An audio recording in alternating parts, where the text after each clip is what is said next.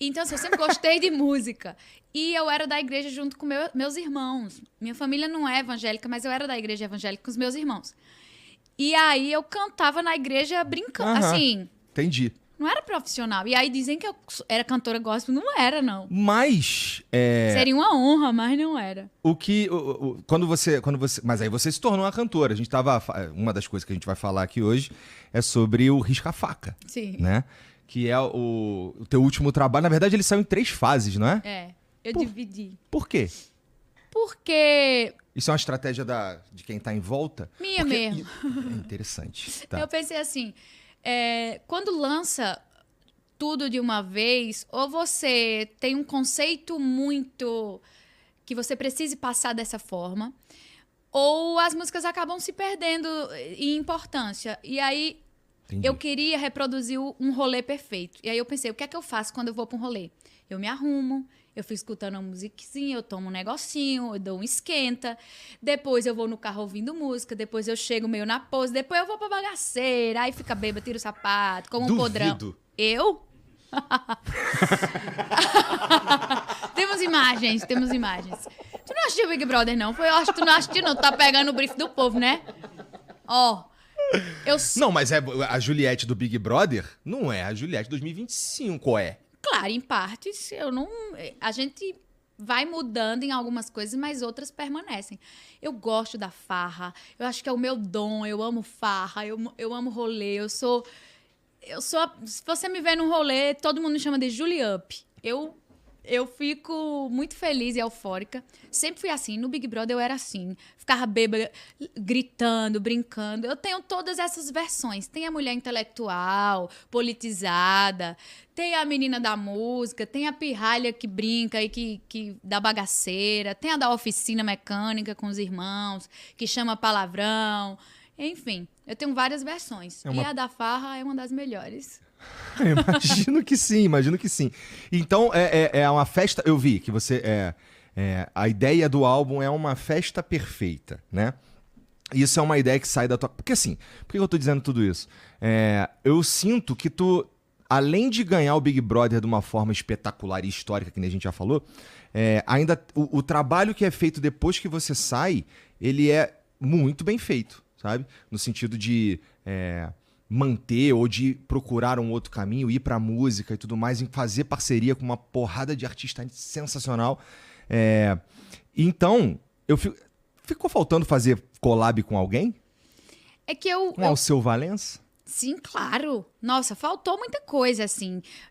De lançamento mesmo, eu não fiz muitos, né? Eu fiz 2, 3 trabalhos, alguns feats, mas... Não, tem 3 anos, não dá tempo. Mas já cantei com muitos monstros da música brasileira, tenho muita honra disso. Mas... Minha favorita acho que é com o João Gomes. Meu Pedaço Pecado? Não, olha, Meu Pedaço Pecado é Não Sou de Falar de Amor. Isso. Tem várias músicas legais, assim.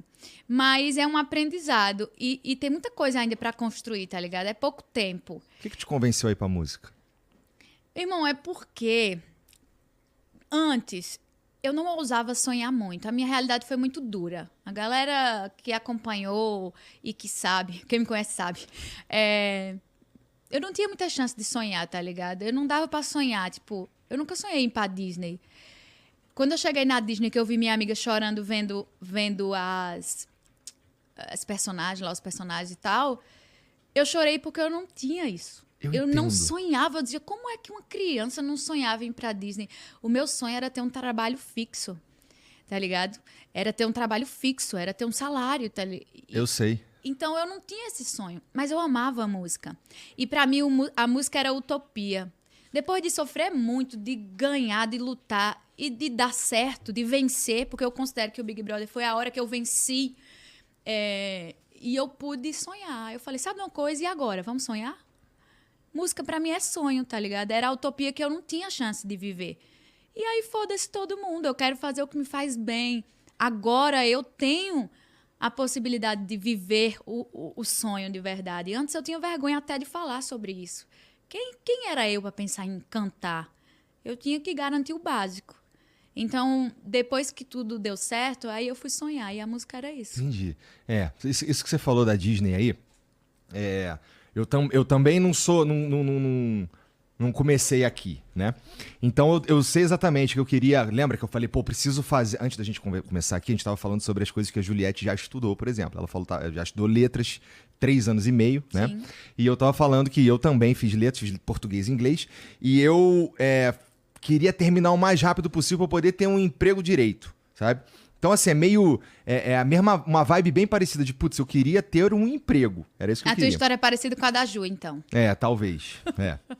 E aí eu. A primeira vez que eu. A segunda vez. A primeira vez que eu fui pra fora foi em 2018.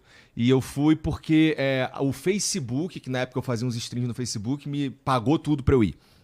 E eu tinha R$50 na conta. Então eu fiquei num lugar muito maneiro. Fiquei assim, na esquina da Calçada da Fama, em Hollywood. Foi animal. Foi a primeira vez que eu lá... Cara, que doideira. Da segunda, eu fui pra Los Angeles também, numa outra cidadezinha lá, que é Anaheim. E lá é onde fica a Disneyland, que é a primeira. A primeira, foi também. E quando eu entrei lá, eu fui pra fazer outra coisa, mas um amigo acabou me convencendo aí. Quando eu entrei lá, a sensação... Eu só chorava. Mas eu chorava quieto, longe dos outros, pra ninguém ver. Então eu ficava assim, caraca, meu irmão, que doideira, como é que eu vim parar aqui, sabe? E aí meio que eu entendo um pouco o que você tá falando nesse sentido. De que, putz, eu não sabia que dava pra eu chegar aqui, né? Putz, então, quando tu sai... Quando o Thiago tá falando aquele discurso ali pra você, eu queria saber o que passou pela tua cabeça de verdade, porque a tua reação, ela é icônica. É tipo, 24 milhões de pessoas estão me seguindo agora. Qual seria a tua reação? A minha reação, eu acho que eu ia ficar... Putz, cara, o que vem depois? O que será que eu vou fazer agora com essa galera toda? Um susto. Um susto. É um susto. Na hora... eu tinha passado muitas coisas difíceis e eu estava muito machucada e vulnerável. Apesar de já estar bem lá dentro, eu me quebrei muito ali. E quando ele foi falando das coisas, eu fui falando assim, pô, velho, fez sentido. Então, as pessoas me ouviram, eu já estava muito satisfeita. Uhum. E na minha cabeça, eu tinha dado orgulho. O meu propósito maior, óbvio que era ajudar minha família financeiramente, mas dar orgulho aos meus. E na minha cabeça, eu pensava, tava a minha mãe. Quando ele começou a falar que o discurso inteiro, ele começa devagarinho, falando quando... você queria dialogar, ninguém acredita, né? Ela é falsa e era tudo verdade. Coloca ela... sei lá, era tanta coisa, agora eu tô confusa. Mas ele falando das coisas, começou a encaixar como um quebra-cabeça. E aí o meu pensamento falava, caramba, eles viram. Então eu realmente não estava sozinha. E essa palavra, eu não estava sozinha, já estava na minha cabeça. Quando ele falou, eu já estava. E eu falava assim, então é verdade, ó, eles viram. Foi fazendo sentido. Quando ele vai levando pro fim, quando ele fala isso, quem tá dizendo não sou eu. Na minha cabeça, ele ia me consolar e eu ia ganhar o prêmio moral no sentido de... realmente fez sentido. Vem pra cá que sua mãe tem orgulho de você. Na minha cabeça, ele ia falar isso. Quem tá dizendo isso não sou eu. É a sua mãe que tá esperando você aqui. Pode vir. Só que aí, quando ele falou, são seus 25 mil... Quebrou uma expectativa de um jeito que parecia que eu tinha tomado um soco no estômago, bicho. Eu senti um gosto de mercúrio. Por Deus, eu senti um gosto de mercúrio na boca, na hora. Como se fosse sangue.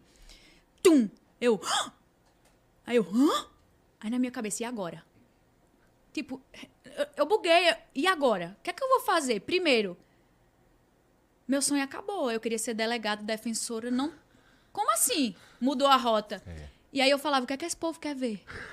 Porra, 24 milhões de pessoas vão ver o quê? Que eu não mexo nem na internet. Não existia a possibilidade de Juliette, famosa, influenciadora, artista. Não existia. Suponho que uma Juliette formada em direito, trabalhando, já era... Nossa, já era top. Já era grande, mas pra mim era o único caminho possível. Era terminar ali, botar um salãozinho pra me manter, continuar estudando pra concurso público e felizes para sempre. Quando quebrou a expectativa, meu irmão, era um gosto assim na boca. E aí eu falei, o que é que esse povo quer ver? O que é que eu vou fazer da vida agora? Aí eu vou, mas assim, muito feliz e muito grata. Tu é doido. Sabe quando você morre que passa o filme? Eu vivi isso naquela hora ali. Que Deus pega você, né? Quem acredita em Deus. Foi isso aqui que você fez. Deu tudo certo ou deu tudo errado? Eu vivi aquilo ali na hora. Foi isso. Entendo. Esse gosto de mercúrio na boca do susto... pra uma coisa boa, é até bom, né? Agora, 24 milhões de seguidores, quando você sai dali, eu suponho que tem uma galera que fica... Como é que tu fez pra, fazer isso dar certo? Por quê? Como você disse, o que essa galera quer ver? O que eu vou apresentar aqui? E aí, você acabou virando cantora e tudo mais, e mostrando um monte de coisa da tua vida depois pros seus 24, agora 30 e tantos milhões de seguidores. Mas o ponto tem ali aquele momento de sair e começar a viver isso, né?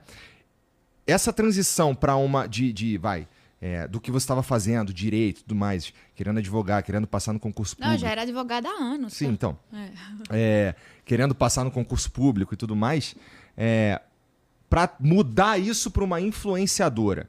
E aí, imagina, de repente você, assim, quando você entra no Big Brother já tá todo mundo te olhando, que já deve ser uma virada muito sinistra, mas aí quando você sai, você tem de fato uma galera que te ama, e quanto mais gente te ama, mais gente te odeia também, tem que lidar com tudo isso. E a cabeça de uma pessoa que 3 meses atrás tava lá no teu lugar e tudo mais, para uma parada, uma disposição nacional.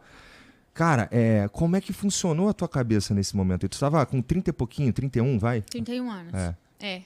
Cara, eu acho que a minha bagagem, a minha compreensão de mundo, a minha compreensão das pessoas, o meu autoconhecimento de quem eu era, as certezas que eu tinha, me ajudou muito. Porque eram tantas possibilidades e oportunidades, mas o cerne disso era: tudo isso tem que se encaixar quem eu sou. Tá. Eu não vou sair daqui. Eu posso acrescentar cada pedaço disso. Internet, música, fama, dinheiro, tudo. Desde que caiba aqui. E eu sempre fazia esse exercício. Isso aqui faz sentido com a Juliette que eu sou, com as certezas que eu tenho? Sim. Mas foi um desafio muito grande, porque eu precisei ressignificar até o que eu entendia por felicidade. Porque felicidade para mim antes era passar no concurso público, ajudar a minha família, tomar uma cervejinha no boteco, copo sujo e ser feliz. E depois eu comecei a ter que pensar em outro... Caramba, isso aqui seria legal viver. E cantar com Gilberto Gil ao vivo. E fazer isso. E apresentar, e cantar, e fazer um show. Lugares que eu nunca tinha acessado na minha mente. A Juliette entrou lá com estratégia de ser cantora, de ser famosa. Nunca, jamais. Então, eu ressignifiquei. Agora, um peso muito grande. Porque é difícil estourar do jeito que eu estourei e dar certo? Mas é muito difícil manter. Porque você tem que desenvolver uma musculatura que não dá tempo. Eu não tive esse exercício aos poucos para me fortalecer e segurar o BO. Eu tive que segurar o BO sem conhecimento desse universo.